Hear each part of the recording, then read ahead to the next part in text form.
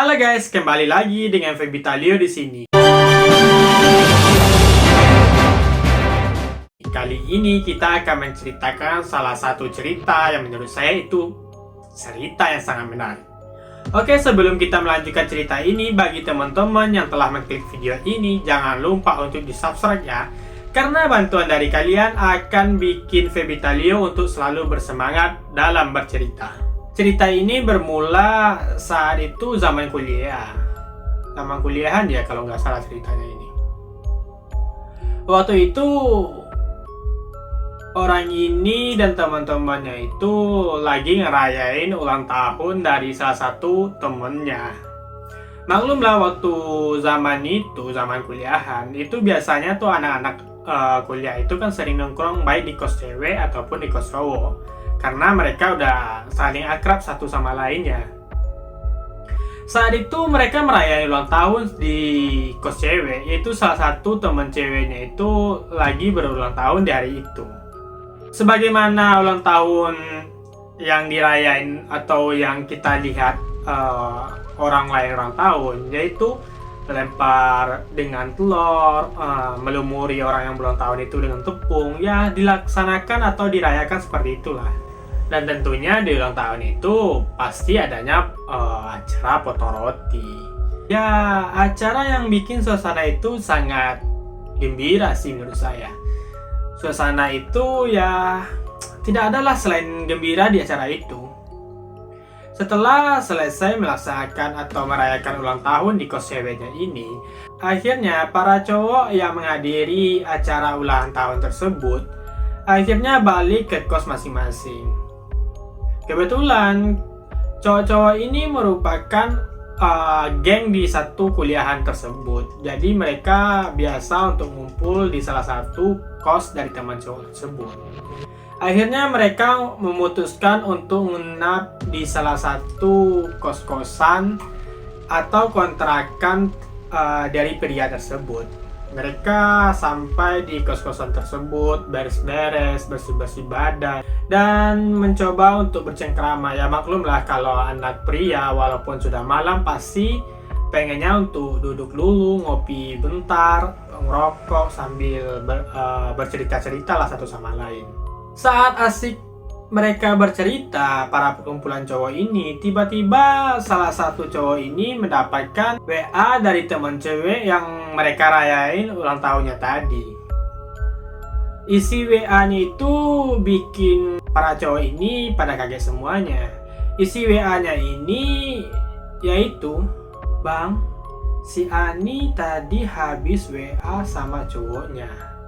Setelah kalian pulang, dia WA sama cowoknya, habis itu dia sekarang malah nangis-nangis. Ketawa dan nangis lagi, Bang. Kalian bisa bantu balik ke kos kami lagi nggak untuk bantu nenangkan si Ani ini?" Membaca WA itu, akhirnya para cowok-cowok ini memutuskan untuk balik ke kos cewek-cewek tempat mereka merayakan ulang tahun tadi. Saat mereka nyampe di sana, suasana di kos-kosan itu sudah rame. Di kos cewek tersebut, cowok-cowok ini datang dan kaget. Ini ada apa? Kok suasana di kos-kosan ini kok rame ya? Kenapa sih? Salah satu cowok ini bicara kepada teman ceweknya ini.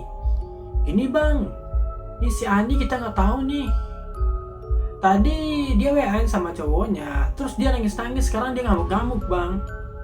Itu ada tuh bu kos sama bapak kos tuh lagi coba nenangin si Ani. Tapi dari tadi kami belum bisa ngontrol si Ani bang. Tolong bantu dong bang ke dalam tenangin si Ani." Akhirnya para cowok ini masuk ke dalam kos-kosan tersebut, mencoba untuk menenangkan si Ani yang lagi ngamuk-ngamuk. Salah satu dari cowok ini bernama Bimo. Akhirnya Bimo masuk ke dalam dan coba untuk menenangkan si Ani ini. "Ani, kamu kenapa dek? Ada apa? Kamu kenapa?" Si Ani ini hanya menangis, terus menangis, ngamuk, mukul-mukul dinding, terus ketawa-ketawa. Akhirnya salah satu dari teman cewek ini menceritakan kalau si Ani ini lagi berantem sama cowoknya. Kebetulan nama cowoknya ini Bimo juga, sama dengan cowok yang menolong ke rumah atau ke kosan cewek ini mempunyai antara cowoknya si Ani dan cowok yang datang untuk bantu itu sama-sama Bimo. Nanti ada makna dari nama dari Bimo ini, ada kejadian yang menarik dari nama si Bimo ini. Akhirnya para cowok ini mencoba menenangkan dia. Setelah banyak usaha mereka lakukan untuk menenangkan si Ani ini, masih saja belum berhasil. Akhirnya sampai jam 12 malam, Ani ini semakin mengamuk. Benar-benar mengamuk, kayak apa ya? Kayak orang yang lagi marah-marah, tapi marah-marah ini bukan hanya dari mulut saja, tapi dia marah-marah itu mukul, nendang-nendang dinding, terus kepalanya itu dipukulin ke dinding-dinding itu, di dinding kosnya ya. Akhirnya mereka berkesimpulan kalau Ani ini sedang dirasuki sesuatu. Kebetulan cowok ini ada 4. Cowok ini memegangi semua bagian tubuh dari si Ani ini, seperti kedua tangannya dan kedua kakinya. Sebenarnya postur tubuh dari Ani ini kecil, sedangkan cowok ini mempunyai postur yang besar. Tapi saat para cowok ini memegangi si Ani agar tidak membenturkan kepalanya lagi ke dinding, semuanya itu terpental. Seakan tenaga 4 cowok ini tidak cukup untuk menghandle tubuh sekecil si Ani ini. Saat itu cowok ini benar-benar heran, kok bisa ya kita cowok punya badan dan tenaga kuat seperti ini bisa terpental dengan tubuh seorang perempuan yang kecil.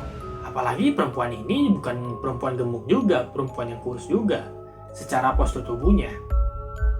Akhirnya dengan sekuat tenaga malam itu mereka terus memegangi si Ani ini. Konon katanya jika seseorang mengalami kerasukan, bagian tubuhnya ini nggak boleh terlipat, seperti tangan ini nggak boleh digenggam, harus dibuka. Tangan ini harus dibuka karena dari sela-sela ini sosok makhluk itu bisa berdiam. Itu sih konon katanya, benar atau enggaknya bisa kalian simpulkan sendiri. Jadi setiap tubuh yang tertekuk itu pasti dilurusin. Kayak tangan ini kalau tertekuk kayak gini dilurusin, begitupun dengan kaki. Bahkan sampai para cowok ini terus memegangi si Ani ini sampai jam 2 malam, yang menyebabkan mereka itu tidak tidur. Di malam itu tidak hanya Ani itu mengamuk akan untuk dilepaskan dari pegangan para cowok ini. Jam 2 malam ini akhirnya Ani mulai tenang. Dia mulai bisa mengenali orang-orang yang ada di sekitar situ. Dia nanya, "Bang, kok abang masih di sini? Kan acara ulang tahunnya udah selesai ya. Ngapain abang di sini? Kok nggak balik?" Kata si Ani ini menanyakan kepada para cowok-cowok ini. Para cowok ini tidak mau jujur, ibaratnya mau menenangkan suasana itu dan ngomong, "Enggak nih, kami lagi pengen aja ngumpul-ngumpul sama kalian di sini." "Oh gitu ya bang." Karena balasan dari Ani ini seperti kayak orang normal, akhirnya mereka melepaskan tangannya daripada Ani ini. Akhirnya Ani ini duduk dan bercanda-bercanda sama teman-teman yang lain. Setelah setengah jam mereka ngobrol dan bercanda, akhirnya masuk lagi sesuatu ke tubuh si Ani ini. Bahkan mata si Ani ini kayak ke atas gitu. Matanya itu kebalik, putih semua tuh, di sini mata itu putih semua. Sambil ketawa yang sangat seram. Tawa kuntilanak. Lagi-lagi para 4 cowok ini megang lagi nih bagian-bagian tubuh si Ani ini agar dia tidak memberontak atau menyakiti dirinya sendiri. Saat itu Ani ini makin lama berontak itu makin kuat. Jadi salah satu dari 4 pemuda ini akhirnya mencoba untuk mengazankan si Ani ini dengan harapan jika mendengar suara azan yang ada di dalam tubuhnya ini keluar dari tubuhnya si Ani ini. Saat pemuda pertama mengazankan, si Ani ini benar-benar merasa kayak kebakar gitu. Bahkan dia nangis-nangis minta ampun. Waktu itu saya juga nggak tahu kok bisa ya ampuh suara azan dari pemuda pertama ini. Setelah pemuda pertama ini capek karena sudah sering mengazankan si Ani ini, akhirnya dia berhenti diganti sama pemuda kedua. Anehnya, saat pemuda kedua ini mencoba untuk mengazankan si Ani ini agar dia tenang, tahu nggak apa kalian yang diucapkan dari si Ani ini atau sosok makhluk yang ada di dalam tubuh Ani ini. Kamu ngapain? Kamu baca apa? Itu nyanyian apa? Itu benar-benar real perkataan yang dikeluarkan. Entah itu Ani yang ngomong langsung atau sosok makhluk yang ada dalam tubuh Ani ini. Benar-benar seram. Kebetulan yang mengazankan Ani ini posisinya tuh kan Ani lagi tidur. Jadi yang mengazankan itu di sejajar dengan kepala Ani, atau bagian tubuhnya tuh ada di atas pundaknya si Ani kalau Ani lagi tidur. Saat itu Ani langsung menatap kepada orang yang lagi di atasnya ini dengan cara matanya ini langsung balik ke atas. Jadi yang bagian bawahnya ini putih semua, bagian hitam itu langsung lihat ke atas kayak gitu. Horor banget, benar-benar horor banget. Itu kejadian real, benar-benar real. Karena kejadian itu, 4 pemuda ini kan bukan ahli di bagian-bagian spiritual atau yang berkaitan dengan makhluk-makhluk halus itu. Saat itu salah satu pemuda mengungkapkan setelah kejadian itu, jika ada salah satu aja orang yang kabur di malam itu, pasti dia langsung kabur juga. Tapi untungnya para pemuda itu atau teman-teman yang lain itu mempunyai jiwa yang berani, jadi malam itu bisa dikontrol. Paginya harusnya 4 pemuda itu masuk kuliah karena ada jadwal kuliah di pagi itu. Tapi karena kondisi Ani yang belum membaik, mereka memutuskan untuk izin di mata kuliah tersebut. Paginya itu sih normal, si Ani udah duduk, udah bisa minum, bisa makan, bisa bercengkrama. Dan siangnya pemuda itu masuk jadwal kuliahnya. Kebetulan jadwal kuliah itu adalah bahasa Inggris. Saat mereka masuk ke mata kuliah tersebut, kebetulan mereka itu telat datang. Dan saat itu dosen bahasa Inggrisnya itu nanya, kenapa kalian bisa telat datang? Dengan pakaian hanya baju kaos doang tanpa bawa buku atau perlengkapan tulis lainnya. Akhirnya mereka menyampaikan bahwa mereka habis bantu temannya yang lagi kerasukan. Karena mendengar perkataan itu, akhirnya dosennya ini mengizinkan mereka masuk di pembelajaran tersebut. Setelah pembelajaran tersebut selesai dan hari sudah maghrib, mereka memutuskan untuk bersih-bersih di kos-kosan masing-masing. Malamnya terjadi lagi. Mereka mendapatkan WA lagi dari salah satu teman yang tinggal di kos-kosan cewek ini, meminta bantuan agar mereka balik lagi ke kos-kosan tersebut. Karena si Ani ini penyakitnya datang lagi. Akhirnya mereka memutuskan untuk datang lagi ke kos-kosan cewek ini. Kali ini mereka bukan datang berempat, tapi mereka berdatang berlima. Dengan postur tubuh yang tentunya berisilah, namanya pria yang mempunyai tenaga yang lebih daripada perempuan. Lagi-lagi mereka menemukan keadaan atau situasi yang sama seperti malam kemarin. Ani ini ngamuk-ngamuk, benturin kepalanya ke dinding. Karena kali ini mereka tuh berlima, jadi ada 1 orang yang bisa mengazanin si Ani ini dan 4 orang yang megang si Ani ini agar tidak mengamuk. Awalnya sih bisa dikontrol dengan suara azan tersebut, tapi lama-kelamaan karena kecapek juga ya. Mungkin karena tidak fokus baca lafalan azan tersebut, jadi itu tidak berpengaruh terhadap Ani ini. Ani ini malah ketawa sambil manggil-manggil nama Bimo. Bimo, Bimo, kesini, aku rindu kamu Bimo. Bimo, ayo Bimo, kamu kesini Bimo. Tapi anehnya itu dia sambil senyum dan ketawa. Matanya itu nggak hitam lagi, udah putih matanya sambil ngomong Bimo-Bimo itu.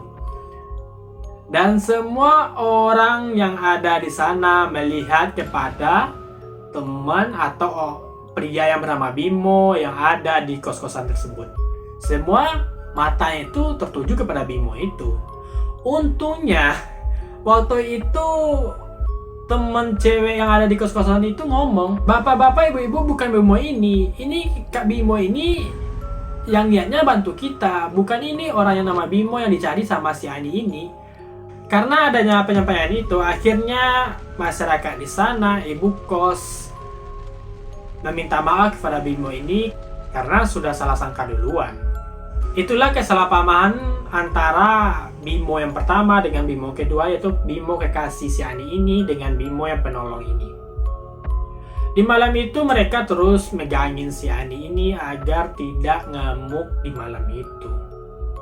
Karena mereka udah kecapean dan Ani ini sudah sempat sadar juga.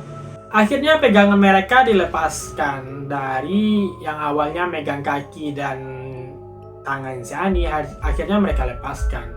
Karena Ani ini sudah mulai duduk dan sudah mengenal orang-orang yang ada di lingkup sana. Lagi-lagi Ani ini bertanya, "Lah, kok kalian masih belum balik? Kenapa sih pada ngumpul di sini?" Ani berbicara seperti itu. Tapi lagi-lagi teman-teman ini ngomong, "Enggak kok, kan kita biasanya ngumpul di sini juga, bercanda rame-rame." Tidak berselang lama, Ani ini ngomong kepada temannya, "Aduh, saya lapar nih, ambilin makan dong," katanya. Kebetulan waktu itu makanan atau stok makanan di kos-kosan itu nggak ada. Dan sangat kebetulan juga malam itu yang lewat itu sate. Pedagang sate yang lewat, padahal itu udah pukul 11 atau 12 malam. Tapi masih ada pedagang sate yang lewat. Karena hanya pedagang sate yang lewat dan pengetahuan dari teman-teman atau orang-orang di sana tidak tahu apa maksud dari sate ini, akhirnya mereka memutuskan untuk beli sate kepada si Ani dan membeli buat yang lain-lain juga agar nambah tenaga buat jaga si Ani ini. Kalian tahu apa yang terjadi? Saat Ani ngambil sate ini, diambilnya sate ini satu ikatan, diambilnya terus makannya kayak gini di depan orang-orang itu, tanpa berkedip seperti sendal bolong yang lagi makan sate. Dan habis itu dia tersenyum dan ketawa yang sangat-sangat identik dengan makhluk tersebut. Untungnya, benar-benar untung tusuk sate itu gak ditusukin kepada orang-orang yang ada di sana. Karena waktu itu salah satu cowok di sana langsung connect atau langsung mengerti dan rebut tusuk sate tersebut. Lagi-lagi si Ani ini ngamuk karena satenya diambil. Dipegangin lagi. Karena udah saking capeknya di malam itu, akhirnya mereka memutuskan untuk membiarkan si Ani ini di kamar sendiri dan menjauhkan barang-barang yang memungkinkan untuk menyakiti dirinya. Saat mereka sedikit keluar di kamar ini, mungkin kayaknya makhluk ini mencari perhatian ya kepada mereka. Karena saat mereka meninggalkan si Ani ini, itu nggak terlalu ada hal-hal yang aneh yang terjadi. Tapi saat mereka masuk lagi, malah si Ani ini malah ngamuk-ngamuk. Mungkin benar-benar cari perhatian kali ya. Akhirnya karena sudah 2 hari para temen cowok dan cewek yang ada di kos itu ngurusin si Ani dan mereka merasa tidak sanggup lagi, akhirnya mereka menelpon kepada orang tuanya. Akhirnya hari esoknya orang tuanya itu datang. Orang tuanya itu datang, tapi datangnya itu bukan siang atau pagi, datangnya itu udah termasuk malam kali ya, sekitar jam 6 atau jam 7 malam. Orang tuanya itu datang, itulah hari ketiga mereka menemani si Ani ini. Sebelum orang tuanya itu datang, ada hal aneh lagi yang terjadi terhadap si Ani ini. Saat mereka megang si Ani ini, mata Ani ini tuh terpejam seperti orang tidur, tapi dia ngomong. Waktu dia ngomong ini iseng-iseng, yang cowok-cowok ini ya namanya tingkat penasarannya itu tinggi ya. Saat si Ani ini tidur dan bisa menjawab perkataan jika orang bertanya kepada dia, akhirnya mereka menanya, "Kamu siapa?" Sosok atau Ani ini hanya bisa tersenyum dan ketawa yang identik itu. Terus dia tanya lagi, "Kamu asalnya dari mana?" Dijawabnya, "Dari Jawa." "Kamu kesini ngapain?" Dijawabnya, "Dia diutus oleh seseorang yang bernama Bimo." Langsunglah mereka kaget. Habis itu mereka mencoba nanya lagi dengan hal-hal yang aneh. Tapi anehnya, yang jawab ini atau tubuh Ani ini malah jawab dengan bahasa Jawa. Identiknya si Ani ini kan bukan orang Jawa, tidak mungkin dia bisa mengerti bahasa Jawa. Setelah pertanyaan itu, tiba-tiba si Ani ini ngomong, "Di sini tuh ada besar, itu dia terbang." terbang lagi tuh, ada yang besar tuh, terbang lagi tuh. Ah, besar banget, awas, awas, awas, saya mau ketimpa. Ah, dia ada apinya. Ani itu terus mengucapkan kata-kata seperti itu di malam itu. Setelah perkataan itu diucapkan, akhir ini tiba-tiba si Ani ini duduk tuh. Padahal tuh lagi dipegangin sama anak cowok-cowok yang lain, tapi dia masih bisa duduk. Duduk, habis itu geleng-geleng kepala, dan tangan ini dilepasin sama cowok-cowok ini ya, karena udah merasa takut juga ya. Tangan ini dilepaskan, terus Ani ini menari-nari gitu kayak tarian Jawa, dan dia itu nyinden. Lagi-lagi teman-teman ini aneh, tidak mungkin orang bisa nyinden karena Ani ini tidak punya bakat dalam hal seni atau nyanyi, dan dia juga bukan orang Jawa. Nyinden terus sambil nunjuk-nunjuk ada sesuatu. Akhirnya orang tuanya itu datang melihat keadaan anaknya itu, akhirnya diobatin. Kebetulan orang tuanya ini termasuk orang pintar atau orang yang ahli dalam bidang-bidang spiritual itu. Orang tua itu menjabarkan kalau anaknya ini telah dikasih makan sama cowoknya. Maksudnya anaknya ini telah diguna-guna sama cowoknya agar tidak berpaling dari cowoknya. Inilah maksud permulaan kenapa Ani ini bisa ngamuk-ngamuk sendiri. Karena sebelum keadaan ini memburuk, Ani ini berantem sama cowoknya yang bernama Bimo ini. Mungkin itulah penyebab Ani ini mengamuk atau kerasukan di malam itu. Bahkan orang tuanya ini juga menjabarkan bahwa Ani ini dalam proses penyembuhan. Orang tuanya itu juga menginformasikan sebulan yang lalu Ani ini disuruh mandi di telaga sendirian jam 12 malam tanpa menggunakan busana sehelai pun untuk menghilangkan gangguan atau guna-guna tersebut. Karena guna-guna ini masih belum hilang, akhirnya orang tua itu menginformasikan kepada teman-temannya untuk mengizinkan membawa Ani pulang agar bisa diobati lagi.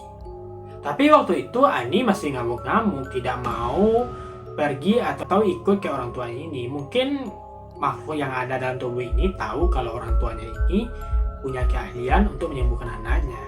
Akhirnya orang tuanya itu ngambil dompet yang ada di kantongnya. Dompet itu dikeluarkan, terus diisi dalam dompet itu bisa kelihatan ada satu benda seperti kris yang pendeknya segini tapi dibungkus sama kain putih.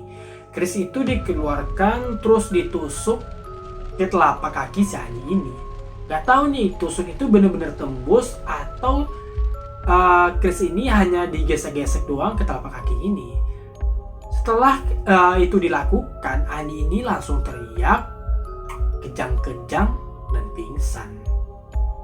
Karena tidak mau kejadian ini berlarut-larut dan makin parah, akhirnya orang tua ini minta izin kepada ibu kos dan mengucapkan terima kasih kepada teman-teman cewek dan cowok yang telah membantu atau menangani Ani selama 3 hari ini. Akhirnya Ani dibawa dengan mobil untuk berangkat ke kampungnya. Setelah 1 minggu Ani tidak ada kabarnya, akhirnya Ani ini balik lagi ke kota tersebut untuk melanjutkan kuliahnya. Akhirnya alhamdulillah dia normal lagi. Usut punya usut, Ani ini menjabarkan kepada temannya, sebenarnya si Bimo ini, yang cowok si Ani ini, sebenarnya dia tuh nggak suka sama Bimo. Bermula waktu itu mereka tuh kenalan di jalan. Tapi waktu itu terucap kata yang bikin sakit hati si Bimo ini, bahkan sampai Ani meludah untuk ledekin si Bimo ini. Karena mulut yang kasar, ledekan, sama ludah yang sudah dikasih kepada pria ini yang menyebabkan pria ini sakit hati. Akhirnya pria ini datang kepada dukun menjabarkan kalau dia sudah dihina. Jadi pemuda ini, apapun yang terjadi, si Ani ini harus bertekuk lutut kepadanya. Itulah risikonya. Setiap mulut itu akan ada dampak jika tidak bisa dikontrol. Jadi bagi teman-teman yang merasa punya kelebihan, baik itu wajah, fisik, harta, dan lain-lainnya, jangan sampai menghina seseorang, karena bisa jadi benar atau enggaknya seseorang itu jika sudah sakit hati, itu bisa kelap mata. Ada yang melakukan pembunuhan ataupun ada juga yang mendatangi orang pintar seperti kejadian Aini ini.